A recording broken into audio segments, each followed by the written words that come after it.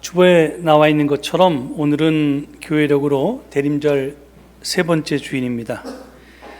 대림절은 예수 그리스도의 오심을 기다리며 준비하는 때라고 했습니다. 이 대림절에 우리는 2000여 년 전에 오셨던 예수와 종말에 다시 오실 예수를 기다립니다. 그런데 여러분은 지난 2주 동안 지금 세 번째 주니까요. 정말로 간절히 예수 그리스도의 오심을 기다리셨습니까? 가슴에 좀 손을 얹고 아마 자신 있게 예라고 대답하지 못할 분이 계시다면 황지우 시인의 시 너를 기다리는 동안을 제가 좀 일부 읽어드릴 텐데요. 이걸 듣고 남은 2주 동안 우리의 몸과 마음을 가다듬고 예수 그리스도의 오심을 간절히 기다릴 수 있기를 바랍니다. 시인은 기다림을 이렇게 노래합니다. 내가 오기로 한 그 자리에 내가 미리 가 너를 기다리는 동안 다가오는 모든 발자국은 내 가슴에 쿵쿵거린다. 문을 열고 들어오는 모든 사람이 너였다가 너일 것이었다가 다시 문이 닫힌다. 사랑하는 이여, 오지 않는 너를 기다리며 마침내 나는 너에게 간다. 남들이 열고 들어오는 문을 통해 내 가슴에 쿵쿵거리는 모든 발자국 따라 너를 기다리는 동안 나는 너에게 가고 있다. 제가 중간에 일부를 생략했지만 제가 오늘 전하고 싶은 메시지는 조만큼에 다 들어 있습니다. 황지우 시인의 이 시를 읽은 다음에 제가 앞에 던졌던 질문이 조금 달라졌습니다. 여러분은 지난 2주 동안 예수 그리스도를 기다리면서 그분께 얼마나 다가가셨습니까? 이 대답에 기대어서 어떤 신학자는 대림절을 이렇게 설명했습니다. 대림절은 예수 그리스도를 간절히 기다리면서 기다리는 사람이 오실 그분을 닮아가는 시간이다. 그렇습니다. 대림절은 이 수동적인 기다림의 시간이 아닙니다. 능동적인 기다림의 시간으로 내가 예수님에게 다가가고 예수님을 닮아가는 시간입니다. 그래서 제가 오심은 곧 모심이다 라고 말했던 것입니다. 그런데 우리가 간절히 기다리면서 또 다가가고 또 닮아가야 하는 예수는 어떤 분입니까? 우리는 예수의 어떤 면을 닮아가야 할까요? 기다리면서 우리는 어떤 사람으로 만들어져 가야 할까요? 이 대림절 셋째 주일과 대림절 넷째 주일은 종말과 재림이 아니라 성탄과 초림의 강조점이 있다고 했습니다. 특히 대림절 셋째 주일에는 전통적으로 주님의 오실 길을 준비했던 세례자 요한에 대해서 묵상하면서 예수님을 기다립니다. 따라서 오늘은 세례 요한을 통해서 우리가 다가가고 닮아가야 하는 예수님이 어떤 분인지를 함께 생각해 보고자 합니다. 우리는 마태, 마가, 누가, 요한 이렇게 4개의 복음서를 가지고 있습니다. 그런데 이 4복음서가 빠짐없이 세례자 요한에 대해서 증언하고 있습니다. 이는 그가 굉장히 중요한 사람이었다는 증거입니다. 실제로 그는 로마의 역사가 요세푸스가 쓴 유대 고대사에도 등장합니다.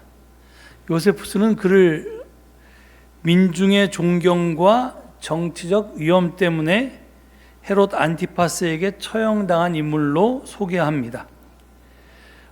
이 요세푸스의 증언은 세례 요한이 당시 유대 사회에서 매우 영향력이 있는 인물이었으며 그리고 역사적으로 실존했던 인물이었음을 우리에게 말해줍니다.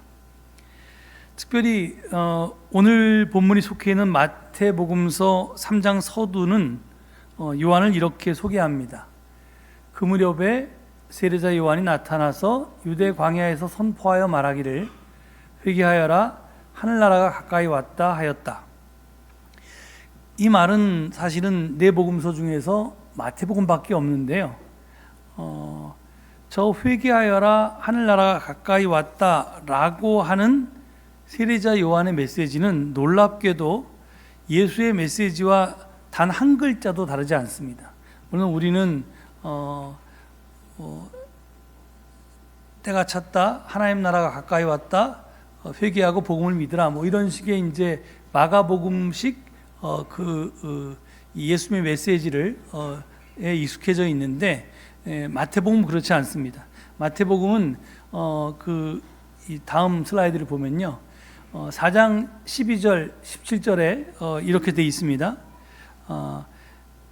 예수께서 요한이 잡혔다고 하는 말을 들으시고 갈릴리로 돌아가셨다. 그때부터 예수께서는 회개하여라 하늘나라가 가까이 왔다 하고 선포하기 시작하셨다. 이렇게 증언합니다.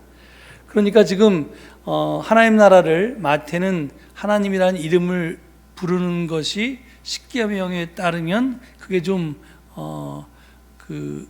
이 십계명을 어기는 거라고 생각해서 하나님 나라를 하늘나라로 이렇게 바꿔 부릅니다.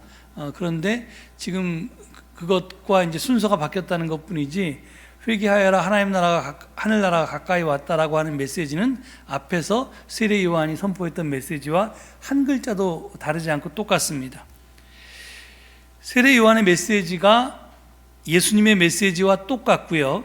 그리고 세례 요한이 예수님보다 앞서서 활동했던 인물이라면 세례 요한이 예수님의 스승이라는 말이 아닐까요? 이는 세례 요한이 잡혔다는 말을 듣고 하필 그를 잡아 가둔 헤롯 안티파스가 다스리고 있던 갈릴리로 예수님이 돌아가서 요한의 메시지와 똑같은 메시지를 선포했다는 것에서 분명히 드러납니다. 만에 하나 세례 요한이 예수의 스승이 아니더라도 예수님이 그의 영향을 받았고 그리고 그의 운동을 계승했다는 것은 숨길 수가 없는 사실입니다. 그래서 네 복음서 모두 세례자 요한을 소개하고 있고, 그리고 그 네 복음서에서 약간 좀 표현을 달리하긴 하지만 하여간 요단강에서 예수님이 요한에게 세례를 받았다고 증언하는 것도 그런 이유입니다.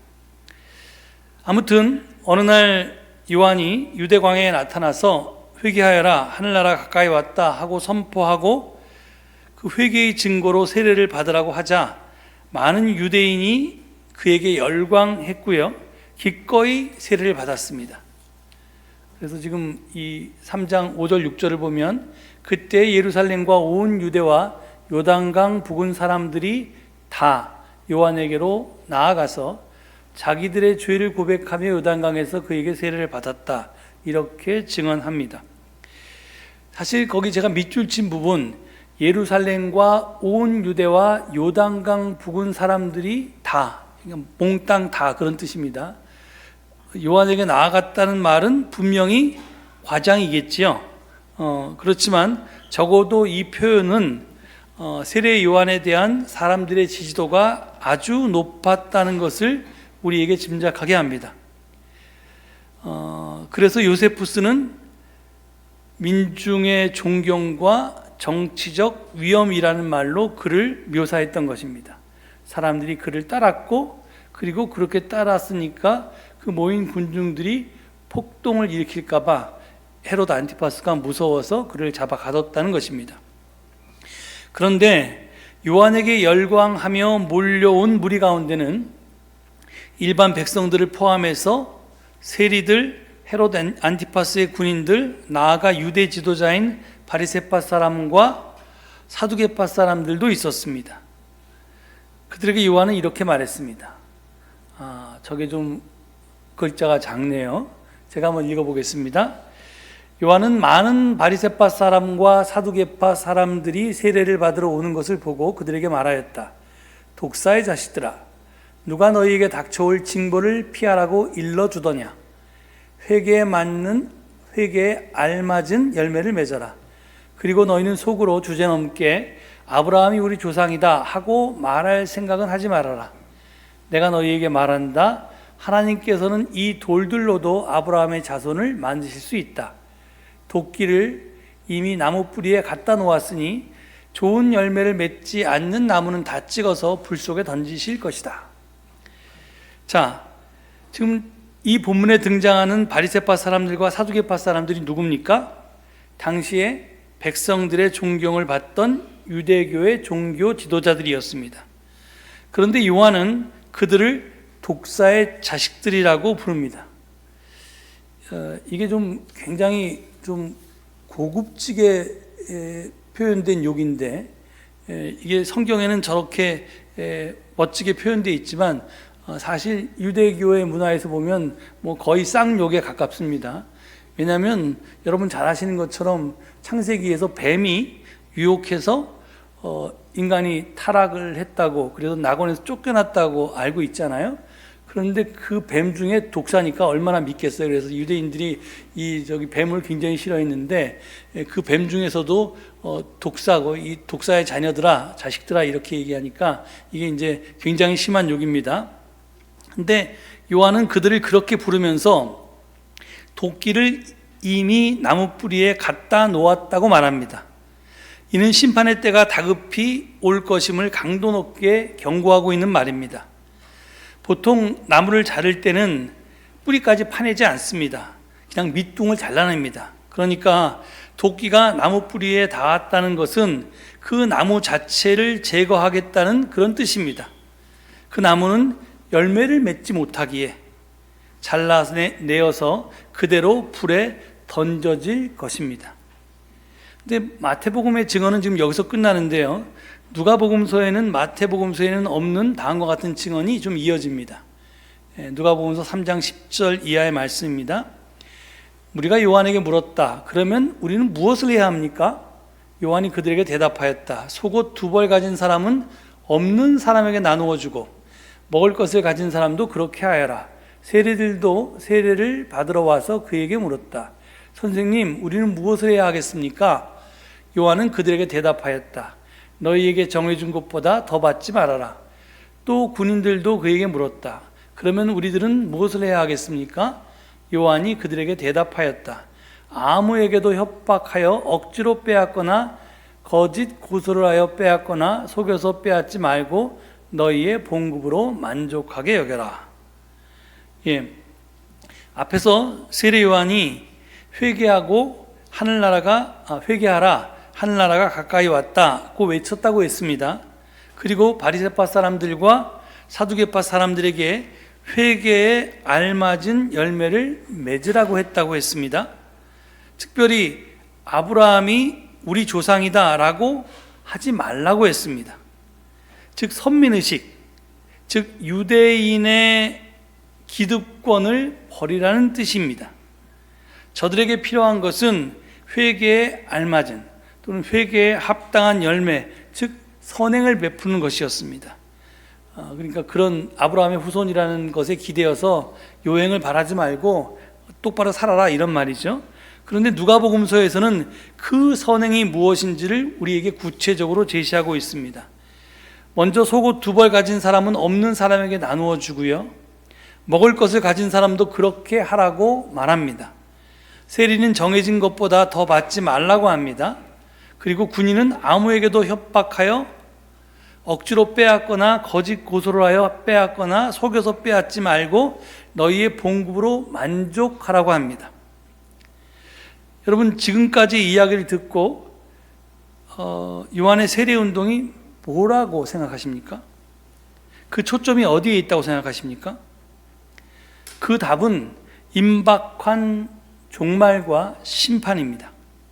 하나님 나라가 가까이 왔다, 하늘나라가 가까이 왔다는 요한의 말은 임박한 종말을 뜻합니다. 그리고 회개하라는 말은 회개에 합당한 열매를 맺어서 그 심판을 피하라는 말입니다. 그래서 그는 잘못된 행실을 비판했고요, 그 잘못된 행실을 멈출 것을 자기에게 다가오는 사람들에게 요구했던 것입니다. 오늘 본문은 교회력에 따른 성서 일과가 그 대림절 셋째 주일에 제시한 복음서 본문입니다. 오늘 본문을 보면 감옥에 갇힌 세례 요한이 자기 제자를 예수께 보내서 오실 그분이 당신이십니까? 라고 묻자 예수님이 한 대답입니다. 그것이 오늘 본문의 내용입니다. 지금 요한은 갈릴리를 다스리던 헤롯 안티파스의 감옥에 갇혀 있습니다. 그가 왜 갇혔냐면요, 헤롯의 재혼 문제, 정확하게 말하면 헤롯이 자기 동생 빌립의 아내 헤로디아와 재혼한 것을 비판했기 때문이라고 복음서는 증거합니다. 이것은 그냥 단순하게 남녀 사이의 치정이라고 그럴까요? 불륜이라고 그럴까요? 이런 걸 지적하는 게 아닙니다. 사실은 이 헤롯 안티파스는 자기 아버지 헤롯 대왕처럼 이 자기가 다스리던 갈릴리아 지방을 그 로마에 의해서 이게 인정받고 싶어 했고, 그러기 위해서는 여러 가지 일들을 했어야 되는데, 그중 하나가 유대인들의 인심을 사기 위해서 옛날에 하스몬 왕조의 그러니까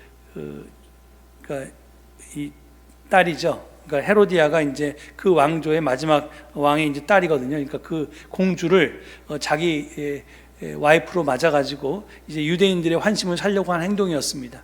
그런데 이제 복음서에서는 그런 건 자세하게 안 하고 자기 동생의 아내를 이혼시키고 자기하고 이제 재혼한 것에 대해서 이렇게 이야기합니다. 그런데 그 요한이 이제 그런 것 때문에 있는데, 그 요한이 과거에 이런 말을 한 적이 있습니다. 여기 이제 세례 받을 때 한 얘기인데요. 예수님께 세례를 드리면서 이런 말을 했습니다. 3장 11절 12절입니다. 나는 너희를 회개시키려고 물로 세례를 준다. 내 뒤에 오시는 분은 나보다 더 능력이 있는 분이시다. 나는 그의 신을 들고 다닐 자격조차 없다. 그는 너희에게 성령과 불로 세례를 주실 것이다. 그는 손에 키를 들고 있으니 타작마당을 깨끗이 하여 알곡은 곳간에 모아드리고 죽정이는 꺼지지 않는 불에 태우실 것이다. 이렇게 말합니다. 세 복음서는 다 요한을 주님의 길을 예비하는 자로 소개했습니다. 그 요한은 자기는 심판을 피하게 하려고 세례를 주지만 자기 뒤에 오시는 분은 최후 심판을 하실 분이라고 소개하고 또 그렇게 믿었습니다. 그런데 감옥에서 예수님에 관한 소문을 들으니까 그가 오실 그분이 맞나 확신하지 못하게 되었던 것입니다. 그래서 자기 면회온 자기 제자들을 예수님께 직접 보내서 예수님께 물었던 것입니다. 오실 그분이 당신입니까? 아니면 우리가 다른 분을 기다려야 됩니까? 이렇게요. 이런 요한의 질문을 받고 예수님은 그래, 내가 오실 그분이다, 이렇게 대답하든지, 아니야, 난 그런 사람이 아니야, 이렇게 대답하면 간단하지 않습니까? 그런데 대신 이렇게 말씀하셨습니다. 가서 너희가 듣고 본 것을 요한에게 알려라. 눈먼 사람이 보고 다리 저는 사람이 걸으며 나병 환자가 깨끗하게 되며 듣지 못하는 사람이 들으며 죽은 사람이 살아나며 가난한 사람이 복음을 듣는다. 나에게 걸려 넘어지지 않는 사람, 이건 이제 의심을 품지 않는 사람은 복이 있다.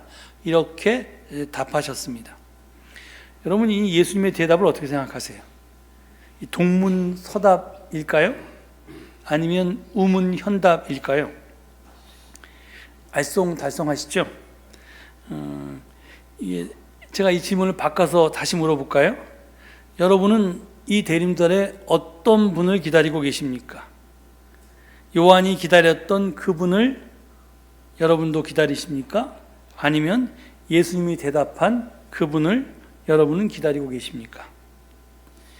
제가 역사적 예수를 강의하면서 요한과 예수 사이에 종말론 이해에 있어서 그 종말론 이해와 관련해서 패러다임 쉬프트, 패러다임 전환이 있었다고 말씀드렸습니다. 세례자 요한은 묵시적 종말론자였고요.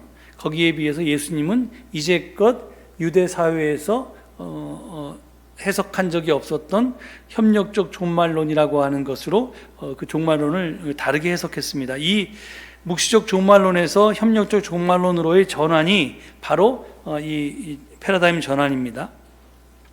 그런데 이게 도대체 무슨 말인가? 이것을 오늘 본문과 연결해서 설명을 하면요, 요한이 기다린 그분과 예수가 말한 그분의 차이와 같습니다.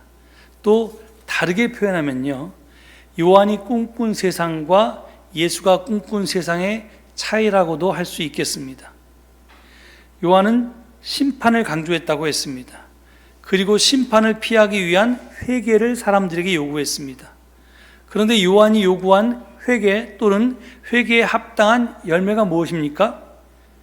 그 답을 찾기 위해서 먼저 우리는 요한이 헤롯 안티파스를 비판하다가 감옥에 갇혔다는 사실을 기억할 필요가 있습니다. 그는 갈릴리의 최고 권력자, 즉 힘 있는 사람인 정치 권력을 비판했습니다. 그리고 그는 또 아브라함의 후손이라는 유대인의 선민의식을 비판했습니다. 선민의식은 유대인의 기득권으로 일종의 문화 권력이었습니다. 요한은 그것을 비판했던 것입니다. 나가서 그는 옷 2벌 가진 사람과 먹을 것을 가진 사람에게 나눔을 명했습니다. 또 세리와 군인에게는 권력 남용을 하지 말라고 명령했습니다. 지금까지 언급한 사람들, 헤롯 안티파스나 유대인이나 또는 남는 옷과 음식을 가진 자, 그리고 세리, 군인의 공통점이 무엇일까요? 힘 또는 기득권을 가진 사람들입니다. 그렇습니다. 세례 요한은 무엇인가를 가지고 있는 사람들에게 어떻게 살아야 하는지를 말했습니다. 그래서 회개를 넘어서 회개에 합당한 열매를 요구했고요. 행동이나 삶이 아니라 말로만 회개하는 유대교 종교 지도자들이었던 바리새파 사람들과 사두개파 사람들에게는 독사의 자식들이라고 욕했던 것입니다. 그는 말은 번지르르하게 했을지 몰라도 그렇게 살지 않았기 때문에 그랬던 겁니다. 그렇다면 요한이 꿈꾸었던 새 세상은 어떤 세상일까요? 아주 쉽게 말하면 힘 있는 사람이 착하게 사는 세상입니다. 권력을 남용하지 않고 가진 것을 어느 정도 내려놓고 선하게 사는 세상입니다. 이거를 다르게 생각하면 정의가 구현된 세상입니다. 정의가 실현된. 그런 세상이 어떻게 옵니까? 권선징악. 착한 일을 권장하고 악한 일을 징계하면 이루어진다고 요한은 보았습니다. 그래서 그의 종말론에 따르면, 묵시적 종말론에 따르면 하나님 나라가 임하면 최후 심판도 임하고 양과 염소는 갈라지고 잘못된 자들은 이 불에 던지어지고 알곡은 추려서 곡간에 들이게 된다. 이렇게 지금 되는 겁니다. 이것이 요한의 세계관이고 종말관이었습니다. 그런 그가 예수께 물었습니다. 오실 그분이 당신이십니까? 이 질문에 대해서 예수님은 즉답을 피하고 당신이 하는 일을 보라고 하십니다. 눈먼 사람이 보고 다리 저는 사람이 걸으며 나병 환자가 깨끗하게 되고 듣지 못하는 사람이 들으며 죽은 사람이 살아나며 가난한 사람이 복음을 듣는다? 동문서답처럼 들리는 이 대답은 무엇을 말하고 있습니까? 이것은 예수님이 꿈꾼 새 세상의 모습입니다. 힘 있는 자가 기득권을 포기하고 그래서 정의로운 세상이 이루어지면 이런 기적들이 일어납니까? 아닙니다. 현대적으로 표현하면 사회적 복지 혜택은 커질 수 있겠지만 소외된 사회적 약자가 주인으로 서지는 못합니다. 지금 예수님은 힘 있는 자가 아니라 요한 너는 지금 힘 있는 자들에게 관심하고 그들이 착하게 살라고 그들이 정의롭게 변화되라고 그런 날을 기다렸고 그들에게 자꾸 얘기하는데 지금 그래서 힘 있는 자들에게 관심하고 그들에게 말하는데 그들이 아니라 힘 없는 자에게 주목해야 한다고 말하는 겁니다. 그들도 하나님이 사랑하는 존귀한 자녀라고 말씀하고 계시는 것입니다. 하나님의 자녀임에도 불구하고 이런저런 이유로 지금껏 사람답게 살지 못했던 그들이 사람답게 사는 세상이 하나님 나라라고 말씀하시는 것입니다. 자기가 아무것도 아닌 자가 아니라 하나님의 자녀요 하나님 나라의 상속자로서 이 세상을 하나님 나라로 변화시키기 위해서 선택받은 하나님의 동역자임을 자각하는 것에서부터 새 세상은 시작됩니다. 그리고 그것은요 정의보다는 사랑의 힘으로 가능한 일입니다. 이렇듯 예수님은 무한한 사랑의 사람이었고요. 그 사랑이 세상과 사람들을 변화시켰던 것입니다. 대림절 셋째 주일입니다. 정말 간절히 사랑의 예수님을 우리는 기다리고 있습니까? 그 기다림이 오실 그분의 사랑을 우리로 하여금 닮아가게 만듭니까? 우리 시대의 약자, 소외된 자, 따돌림 당하고 사람 대접 못 받는 자는 누구입니까? 우리는 그들에게 얼마나 관심하고 그들을 어떻게 사랑하고 있습니까? 우리는 그들에게 우리가 작년부터 시작해서 빛의 혁명의 그 광장에서 꿈꾸었던 세상은 그런 사람들도 주인이 되는 세상 아니었습니까? 이번 대림절에 예수님을 기다리시면서 예수님을 닮아가서 새 세상을 조금이라도 앞당기는 데 이바지하는 여러분 모두가 될 수 있기를 바랍니다. 사랑의 예수님이 바로 여러분이 되시기를 간절히 축원합니다. 이 말씀 되새기시면서 잠시 침묵 가운데 기도하시겠습니다.